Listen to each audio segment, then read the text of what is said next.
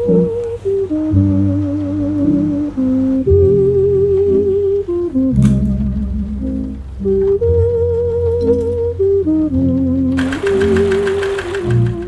good morning. How are you? Welcome back to me in my living room. I have some fabric that I need to pre-wash before I can start working with it. And this is actually going to be my first time pre-washing fabric before starting working on a project. I know it's good practice that I should be doing it more regularly, but we live in the city, we don't have a washer and dryer in our apartment, and so anytime I'm doing laundry, it's at a laundromat, hauling all of my fabric out, paying to do it. It just makes the whole thing a bit less accessible. But I do want to go ahead and do that for these fabrics because of what I'm using them for. I think it's just going to be necessary for me to feel good about the quality. I have a lot of fabric here. I have these two, which are for a bigger project that I'm going to talk about in the future, but I have 6 whole yards of this fabric, so we'll see how long that takes to dry. And then this fabric I am planning on dyeing, which is another thing that I've never done before. So lots of firsts today. I just need to pre-wash before I can dye it, and so that's another motivator in actually making this trip today, making this happen. I have started getting into using my serger now, which is cool, and so I did go ahead and finish all the edges for these fabrics just to prevent them from fraying in the wash, so they should be all ready to go. Other than that, should be pretty straightforward. So I'm gonna head to the laundromat, put these in the wash, and then see what we're working with before I can get started on making things with these. So thanks, bye.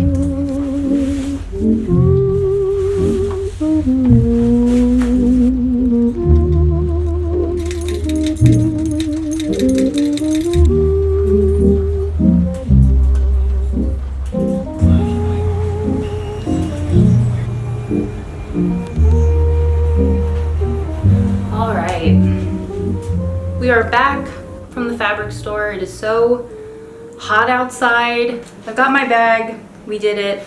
Laundry is done. This is the fabric that I'm planning on working with today.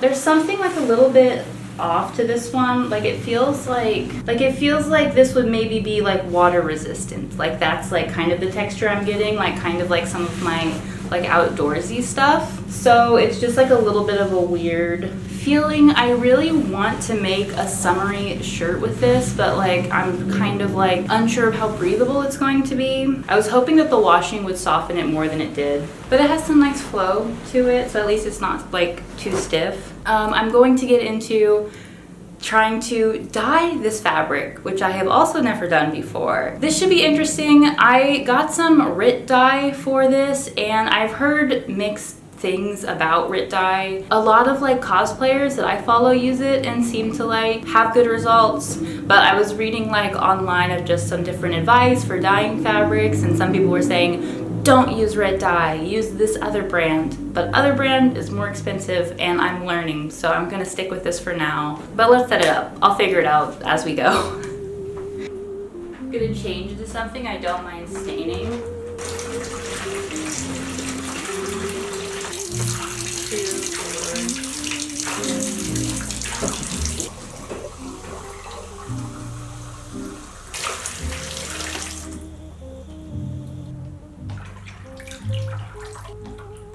Scary.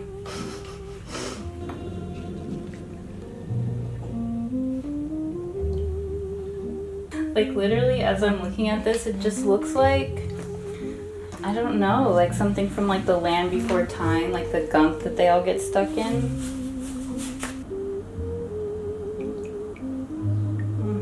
Yep, that's brown.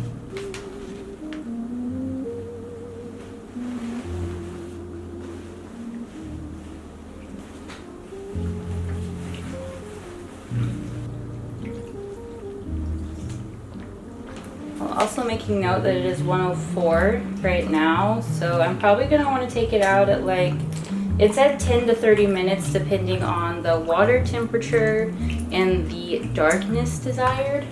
I do actually ideally want the fabric to come out pretty dark, but since the water is so hot, I feel like it might happen more quickly. I've only done something kind of similar to this once, which was, I did a tea dye before, like where I was just dyeing it with some tea bags. But I dyed my wedding veil to be just like a bit less white. Definitely what I learned doing that was that the color like changed so much after taking it out. So it had like all this color in it while I was working, but then after I took it out and, you know, rinsed everything out and it dried, the color was like not as dark as I thought it was.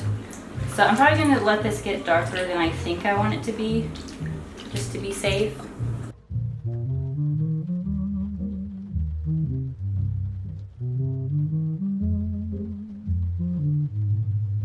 So yes, been sitting in here for a while, so we're just gonna go ahead and dump it anyway. And then I gotta run some cold water over this.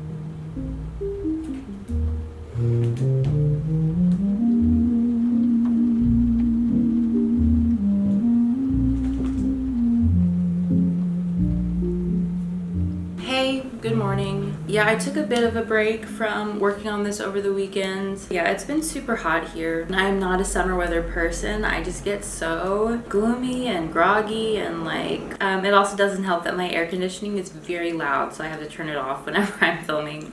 I've mostly been working on my fiber art stuff over the weekends, just because I've been wanting to do something a little bit more relaxing and passive. Like, I've really been enjoying working on my crochet stuff recently. Trevor has been working on knitting a pair of socks with the yarn that I showed in the last video that I made, and then I'm working on a lot of things. I want to make time to talk about it kind of more concentrated in another video, so I'll hold off for now. The fabric dyeing was an interesting experience. As you can see, it is, I don't know, I would say it's tanned.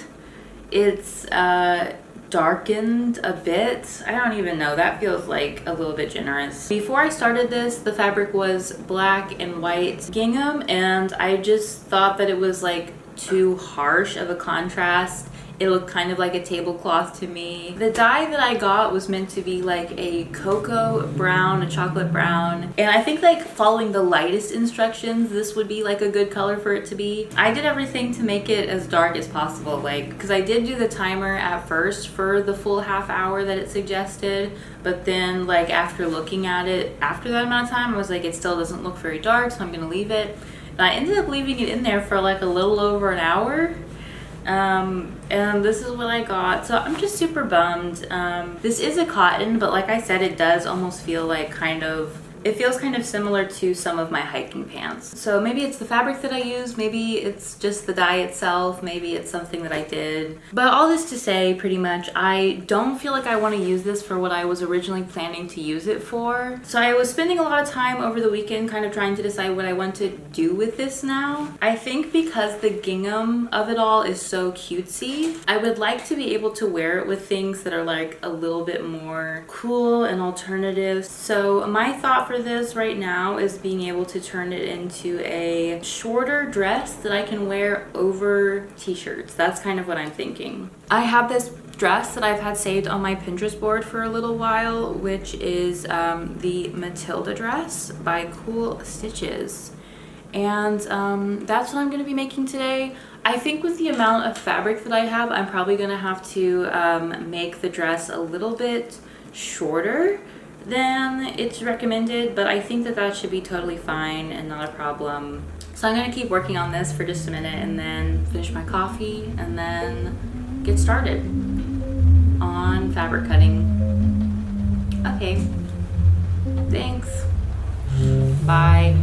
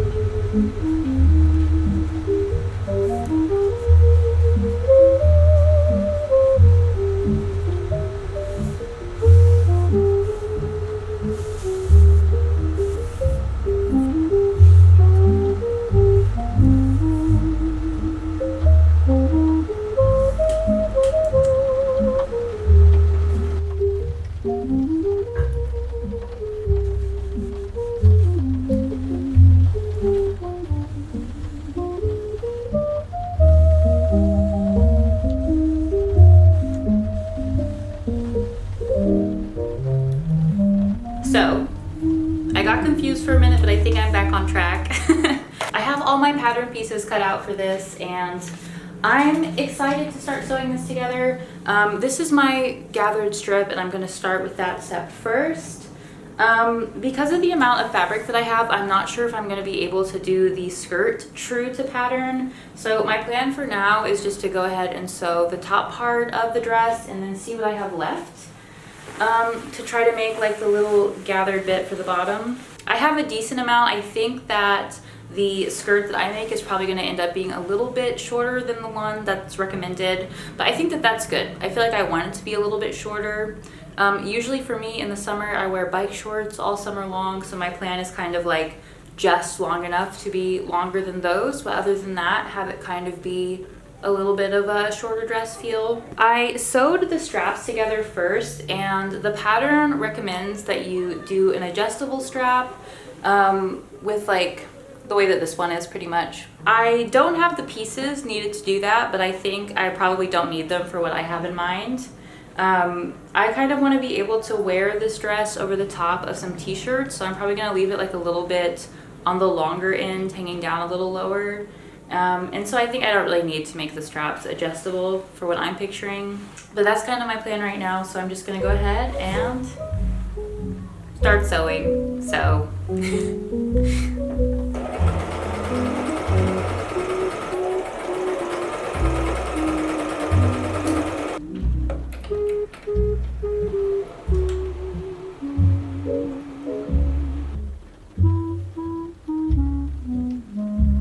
I know that there is an easier way to do this with machine, but I always end up doing it by hand. I'd love to say it's because I value slow labor, which I do, but mostly I'm just used to doing it this way.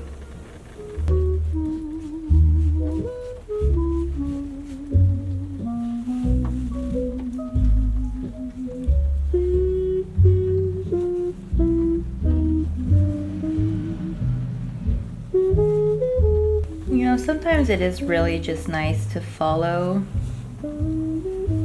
a pattern and have some instructions guiding you through. I tend to be like very free form with a lot of my creative outlets.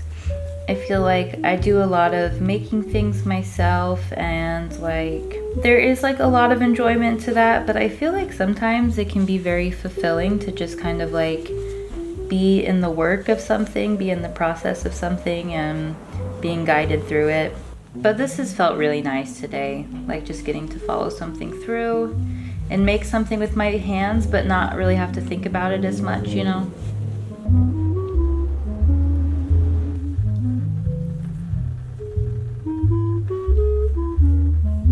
I kind of hate this step because I feel like, I don't know if I'm being too much of a perfectionist about it, but it's very hard to feel like they're ever like actually evenly spaced.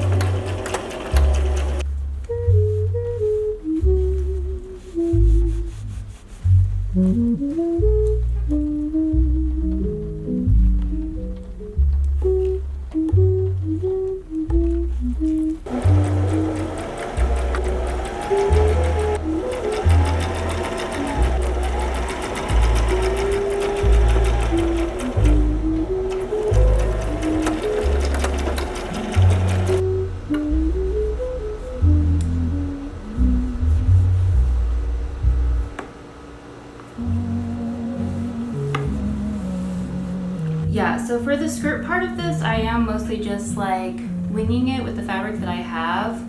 I went ahead and sewed 2 panels together to just kind of like be the front and the back side of the skirt. But I'm about to use the serger to finish off the little seam that I just did. And I wanted to film that because I really just started using my serger last week. And I really like it so far. It's been really nice and convenient and made projects like move a lot faster. The last video that I did about my tiered ruffle skirt, I had to do a lot of finishing seams, doing French seams just to close and finish everything up. And honestly, like that part of it alone added so much to the process on my machine. But using the serger, that like is going so much faster and it's been really nice. So I'm just gonna go ahead and do a little bit of that here on the seam that I just did and show you my cool new serger, cool new trick.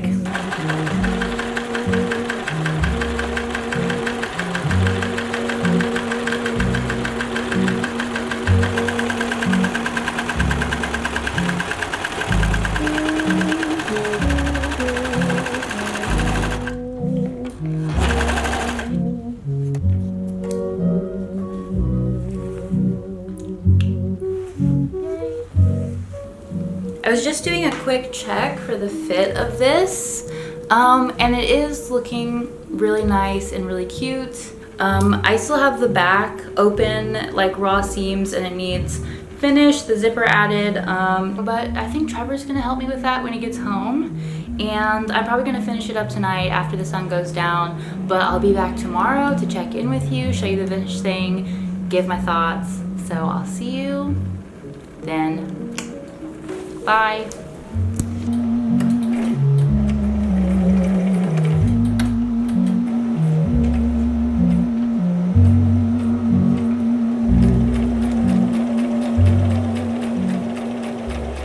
It just looks so sad without my fairy lights back there, but they just stopped working recently, so I need to get some new ones. Like having them lit just makes me feel like I'm in like a little fairy workshop.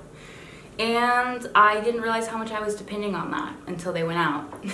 I finished the dress last night, and as far as the pattern goes, I'm really happy with it. I think it's really well made and designed, and I feel like I did a good job putting it together. I feel like I'm gonna want to revisit and make this pattern again sometime. I feel like I should say, since I'm talking about like a specific pattern that I'm recommending, that I did make one intentional change and one mistake. The mistake that I made was that I accidentally made this little gathered strip here too short.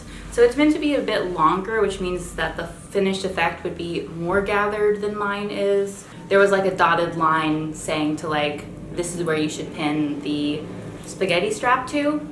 But when I was cutting the pattern, I thought that it was where you were supposed to cut like your size. And so that was a small mistake that made this like a little bit less gathered than it would be. And then the intentional change that I made was just that this is shorter than the original Matilda dress pattern. But if you were to make it, it would be probably longer and a little bit fuller. So I am pretty unhappy with the dress itself, just because of the fabric, which is really a bummer because I think the pattern is so cute, but I'm just like really not sure if I'm going to wear it. I had really thought that I would be able to dye this and make it into something that I liked a lot more, and that would be a whole fun project in and of itself. But yeah, obviously that just didn't happen at all. Something about like the baby doll dress with the like black and white checkers feels almost like kind of like emo pop from like the 2010s. I'm gonna try it with like a couple different tops and see if maybe like there's something that it just really goes with that I like and makes me feel differently about it.